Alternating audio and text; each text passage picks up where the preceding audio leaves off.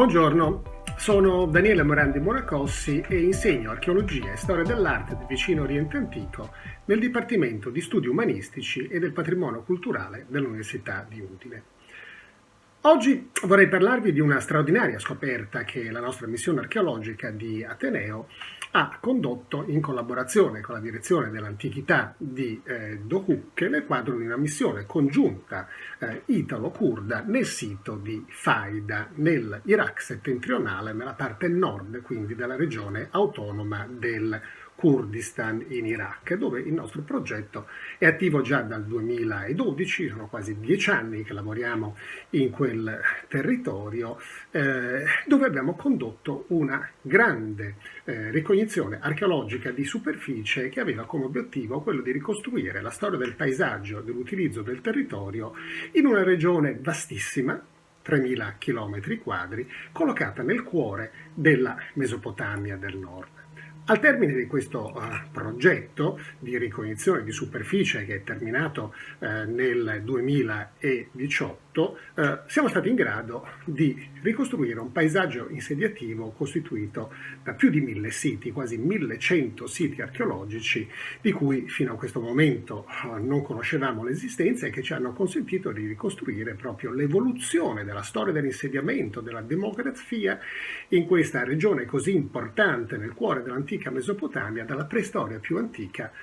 fino ai giorni nostri. Uno degli obiettivi fondamentali però del nostro lavoro è stato anche quello della ricostruzione, dell'organizzazione che il grande impero assiro nel primo millennio avanti Cristo, il primo impero globale della storia dell'uomo, si era dato nel suo cuore. Questo perché la regione del Kurdistan iracheno coincide proprio con la parte centrale, la regione delle capitali del grande impero assiro, un impero che nel corso dell'VIII e VII secolo avanti Cristo arrivò ad estendersi dal Golfo Persico e l'Iran al sud ed est rispettivamente, fino all'Anatolia, tutto il Levante, la Siria, il Libano, Palestina, Israele, e a conquistare anche nel corso del VII secolo addirittura l'Egitto. Un impero quindi vastissimo, quale la storia non aveva ancora incontrato fino a questo momento, che naturalmente doveva essere gestito, doveva essere amministrato, doveva essere costruito dalle sue fondamenta. E questa è la ragione per cui i sovrani assiri misero in atto un programma proprio di creazione di un paesaggio imperiale, delle strutture di un impero, mediante la fondazione di nuovi grandi capitali, di grandi centri amministrativi provinciali, mediante il popolamento di queste grandi realtà urbane, non solo attraverso dinamiche demografiche di tipo naturale, ma anche per mezzo ad esempio dell'insediamento di enormi masse di deportati e di prigionieri di guerra provenienti dalle campagne militari assire condotte in tutto il vicino Oriente, creando attorno alle capitali delle campagne densamente coltivate e naturalmente promuovendo anche lo sviluppo dell'agricoltura e della produzione quindi di cibo mediante la costruzione di colossali sistemi idraulici, enormi reti di canali di irrigazione che ebbero un impatto profondamente trasformativo sul tessuto economico della regione, aumentando a dismisura la produttività agricola del nucleo centrale dell'impero. E infine i sovrani assiri disseminarono, così per modo di dire, le firme in qualche modo della loro presenza attraverso tutta una serie di rilievi, di colossali rilievi rupestri, monumentali, che si facevano scolpire in corrispondenza appunto dell'origine, della testa di questi grandi sistemi di canali di irrigazione, proprio per dimostrare la loro presenza nel territorio e per legittimare il proprio potere attraverso l'associazione delle loro immagini a quelle dei grandi dei dell'Assiria. Si tratta di canali enormi che sono ubicati in particolare proprio nel territorio nel quale noi lavoriamo fin dal 2018. 2012. Il nostro lavoro sul campo ci ha consentito di ricostruire in dettaglio questo enorme sistema idraulico che doveva portare l'acqua all'ultima capitale dell'impero assiro, Ninive, costruito fra la fine dell'VIII e l'inizio del VII secolo a.C. e costituito da una rete vastissima e articolatissima di canali di più di 240 km di lunghezza, ma fatta anche di monumentali arginature dei canali, di dighe, di sbarramenti fluviali, di acquedotti, i primi acquedotti in pietra della storia dell'uomo, che non sono quindi gli acquedotti come a noi spesso piace credere, no? Con una visione come dire eurocentrica della storia, che i primi e i più antichi acquedotti sono stati quelli costruiti dai Romani. Invece nel cuore della Siria, già 4 secoli prima, troviamo questi monumentali acquedotti di pietra che consentivano, assieme a questa rete di canali, di irrigare superfici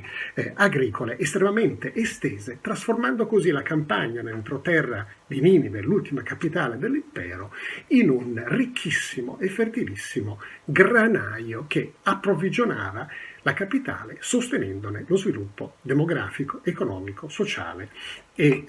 culturale. Tutte queste iniziative, no, di ingegneria dei paesaggi messe in atto dai sovrani assiri venivano commemorate, come vi dicevo prima, attraverso la realizzazione sulle pareti rocciose che dominavano l'origine dei canali, la testa dei canali, di enormi rilievi rupestri e monumentali iscrizioni cuneiformi celebrative che proprio appunto commemoravano la creazione di questa rete di canali imperiali. Uno di questi canali, appunto, è il canale di Faida, che ci ha consentito di realizzare, assieme ai colleghi della direzione dell'antichità di Dohuk, una scoperta straordinaria. Nel sito archeologico di Faida, dove la nostra missione ha portato alla luce un canale costruito dal sovrano assiro Sargon, della lunghezza di quasi 9 chilometri, tagliato nella roccia ai piedi di una collina e sulla cui sponda a sinistra il sovrano assiro fece scolpire almeno 10 colossali rilievi, 10 pannelli scolpiti che rappresentano la figura del sovrano in adorazione, in preghiera, di fronte alle statue delle 7 divinità principali del Pantheon assiro, rappresentate tutte come statue, cioè montate su dei podi di legno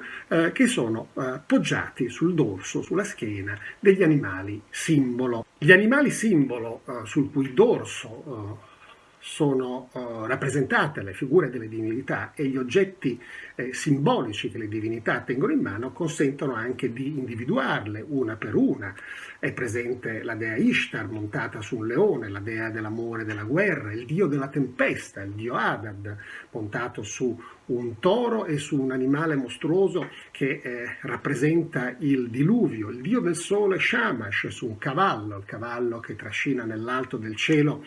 il carro del dio solare, il dio della sapienza, Nabu, montato su di un dragone, un animale mitologico, il dio lunare, il dio della luna, Sin, su un leone con corna, la dea sposa della divinità principale del Pantheon assiro, che è il dio Assur, e la sua sposa, appunto la dea Mullissu, seduta su di un trono sul dorso di un leone, e ad aprire questa processione di statue di divinità, la figura appunto della divinità suprema del Pantheon assiro, il dio Assur. È stata una scoperta straordinaria questa, perché